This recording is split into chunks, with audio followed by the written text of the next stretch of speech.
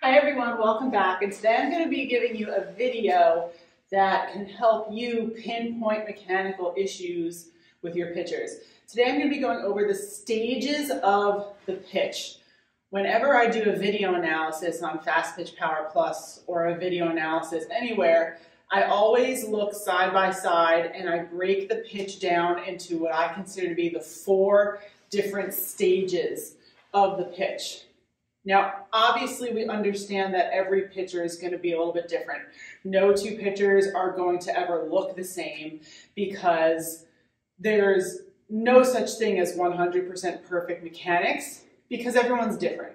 Everyone has different body types, structural differences. One girl might be taller than another. One girl might have scoliosis in her back and maybe physically unable to do certain things, certain movements. There are little tweaks that work for one pitcher and might not necessarily work for another. But that being said, when we talk about optimal mechanics and giving you the chance for the best speed and command, there are a lot of key points to focus on in each of those stages of the pitch. So today I was going to go over each of those 4 stages of the pitch, talk about why each stage is important, and what we ideally want to see in each stage. And those 4 stages of the pitch are the load, the reach, power K, and then ultimately the delivery phase of the pitch. So let's start by looking at the load. Now the load is important because it sets us up to be explosive off the rubber. And as we know, that initial launch and explosiveness off the rubber is where the vast majority of our power and speed behind the pitch comes from.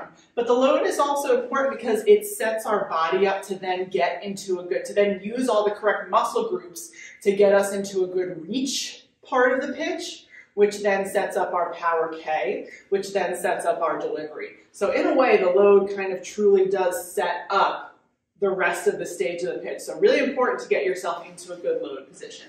So regardless of what your pre-motion is, you could do a rock back and then get forward. You could kind of just push back and go. You could do a slide step. Regardless of what your pre-motion is, we want to get to that same ideal end stage load position. And what that end stage load position should look like is a sprinter's like position. So imagine what an Olympic sprinter looks like as they're gonna get ready to start the race and come off the blocks. We wanna look just like that, just standing up. So here's what you wanna see ultimately as you come off the rubber and get into that load position, okay? So what you're gonna see here is, I'm doing this with a backswing, but you can also, pitchers who don't have backswings, same concepts here, okay? In this sprinter's like position, we want to have our heels up off the ground. Everything from your pitch starts from the ground up, creating that ground force. And that starts with your feet. So your feet need to be able to push back so that you can then drive off the rubber. One of the big issues that I see with pitchers is being too flat-footed, and then they ultimately end kind of just like stepping off the rubber instead of really pushing back and driving off the rubber. So heels up off the ground. Okay, knees, relaxed bend in both knees. We never want to lock out our knees. Okay, relaxed bend in both knees. My weight should be loaded forward. So I like to tell my girls nose forward, chest forward, and most importantly, your front knee should be going straight forward past your front toe. That is called shin angle, and it's very important for accessing the correct muscle groups to drive outwards off the rubber, okay? So heels up, knees bent, weight forward, body square to the target. Shoulders, hips, knees, toes are pointed straight at my target. And if you have a backswing, it should be tight to the body, going straight back on the power line.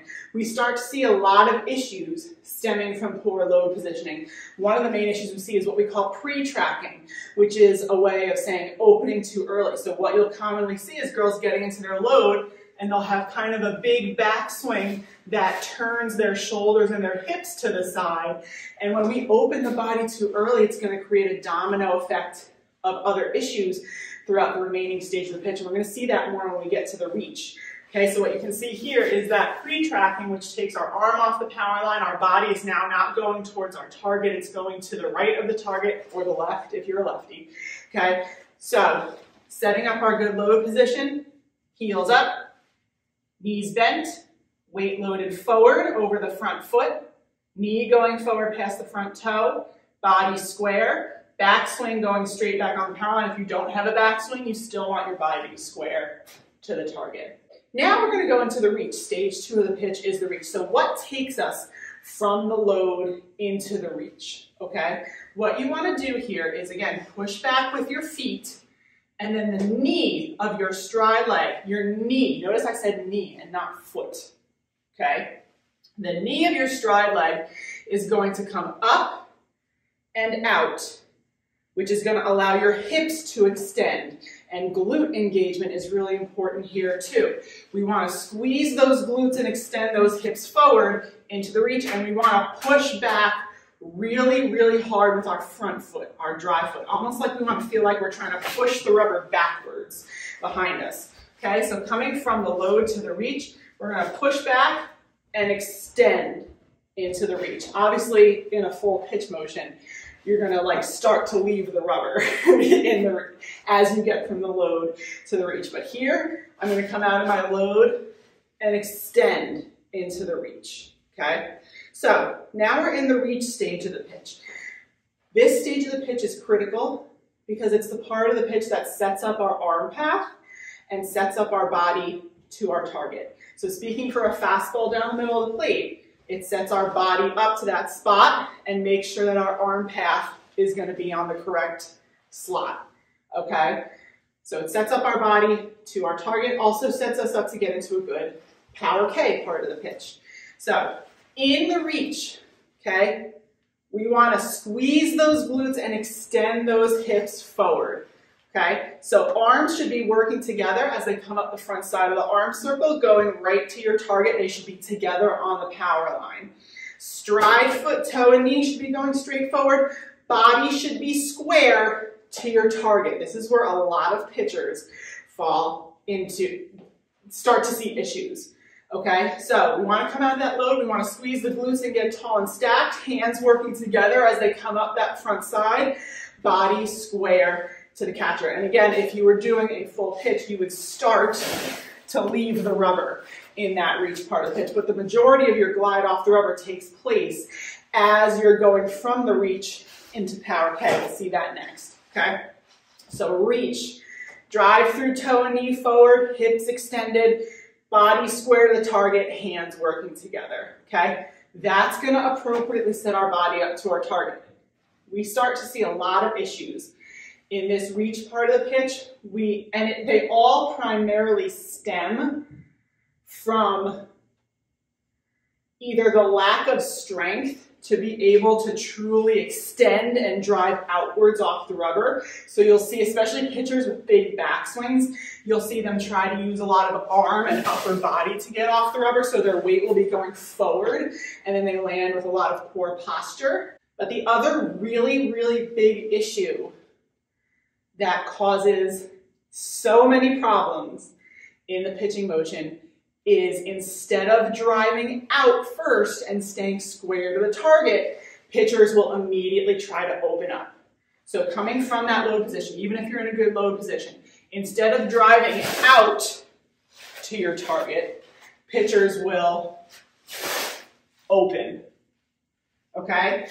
When we open the body too soon, like I said when we briefly talked about it in the load, so many bad things can happen. First of all, opening the body too soon, getting into the reach, is the leading cause of leaping and crow hopping. So because you're whipping your hips open too soon, it's really difficult to keep your weight nicely on that back foot.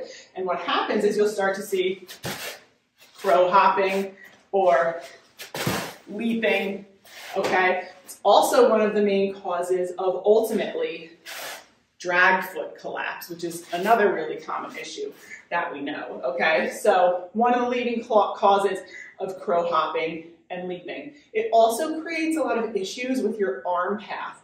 So again, really important for your arms to be working together throughout all the stages of the pitch. In the load, they come up together in the reach, they open into power K, and they finish together all on the correct arm path.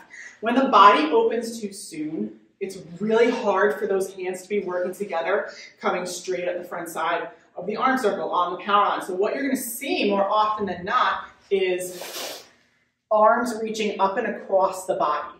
So glove hands starting to fly out, throwing arm bent out sideways and reaching across the face. And now we have no ability to have our arm to go straight back into a good power K position. The pitcher can really only come around their head and end up sort of like this. I bet we've all seen this position before. When you're trying to get to that palm up, elbow down position, but the hand is turned and the elbow is sticking behind you, okay? One of the main causes of that is actually opening the hips too soon because of the position it puts your arms in, coming up that front side of the arm circle.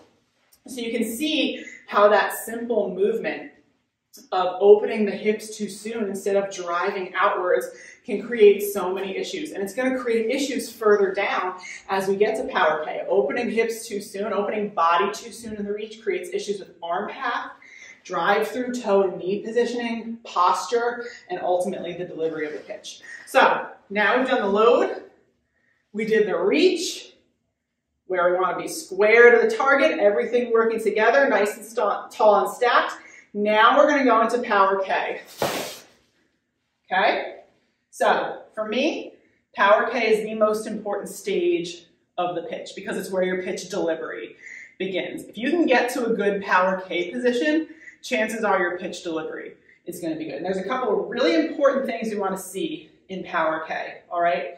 Palm up, elbow down at the back side of the arm circle with our arm over the power line. This is our whip position, okay? We don't want to see this. That's push position. This is a position that's going to make our arm get behind our body, and then we're going to have to kind of use shoulders and side arm the pitch. Palm up, elbow down. Glove hand going to your target, kind of in line with the side of your front leg. Okay, nice and relaxed, no glove swimming. Okay, drive through toe and knee, pointed forward, up on the toe. Okay, front foot should land slightly, like minuscule, off the power line. I'll back up so I make sure you guys can see me. For a fastball, okay, slightly off the power line. The only pitch where you want your front foot to land on the power line is a curve. Okay, for everything else, if your front foot lands on the power line, it's going to block your arm from getting through. And your front foot should land kind of at a 20 to 30 degree angle to the power line. Okay, tall and stacked, my shoulders are on top of my hips are on top of my knees.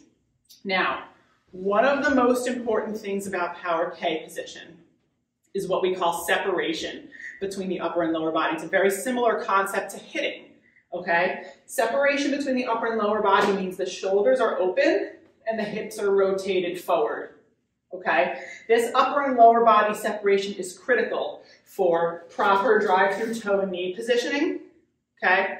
Maintaining good posture and generating that elbow pull down for our whip, okay? So, some really common issues that we see in power K actually stem from the issues that we see in the reach, primarily that opening too soon. So when pitchers start to open too soon, what you're going to see is they're going to start to land in positions that look kind of like this, okay? Because they open too soon, you're going to see a lot of upper body bend. You're going to see that drag foot collapse. And that drag foot collapse not only comes from the fact that pitchers open too early in the reach, but from the fact that they also do not have that upper and lower body separation in power K. So they're not rotating those hips forward at all. Everything is all the way open. And then it's impossible to stay up on the drive through toe with the toe and knee pointed forward. And now we've got this back leg acting like an anchor. So we're not going to be able to drive through efficiently using our lower half, and you're going to see a lot more pushing and muscling from the upper body, okay? So we've opened too soon in the reach, and now we're seeing these issues in power K, okay? Upper body bend, hips sticking out, drag foot collapse, front foot landing at a 90-degree angle to the power line. And when you start to have these issues of staying all the way open with upper body bend, you're also going to see that arm lock out, and turn to the side. And you're not going to get that good palm up, elbow down position, so you're more often than not going to see your pitcher push the ball and try to lift instead of whip and snap. So again, we see how that opening too early really creates a lot of issues in Power K. All right, so we want to stay square in the load, square in the reach, drive straight out, nice and tall and stacked with good upper and lower body separation in Power K.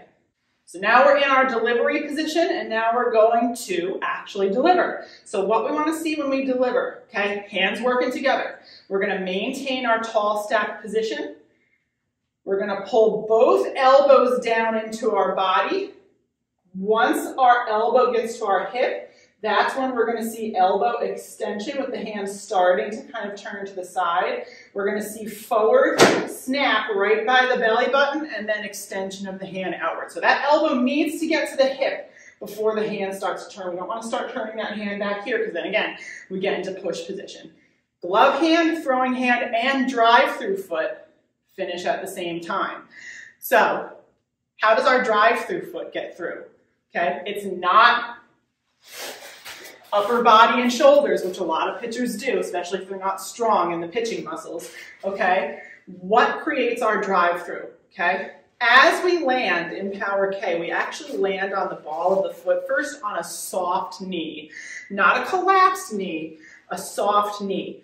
That's really important because what creates our drive through is actually that front foot pushing down into the ground and then extending to drive our hips and our back knee forward. So you almost want to think of it like you're squeezing your knees together to drive through. And then the hips rotate through even more. And the drive through comes through to the front heel at the same time that your throwing hand and glove hand come through. That will help keep you tall and stacked, and it generates the most power, okay? So let's take a look at all the stages again, real quick, what we want to see. Load, body square to the target, heels up, knees bent, front knee going forward past the front toe, okay? Body square. Into the reach, we push back, extend the hips, everything works together coming up that front side, and we get into our nice square reach position. Hands going straight to my target, body square, hips extended, nice and tall and stacked. Now we're going to come up the front side of the arm circle into Power K, okay? Palm up, elbow down, tall and stacked, glove hand going to my target, upper and lower body separation, drive through toe and knee forward. And then we're going to deliver, pull the elbows down, push down into the ground with the front foot, pull that drive through at the same time that the arm and glove hand finish, okay? So I hope you guys have found this helpful. These are the 4 stages of the pitch that I like to look at whenever I am going over mechanics with a new student. I hope it helps you pinpoint some mechanical issues that could be hurting your pitcher's speed and command. I've got a lot more videos coming your way, and I'll talk to you soon.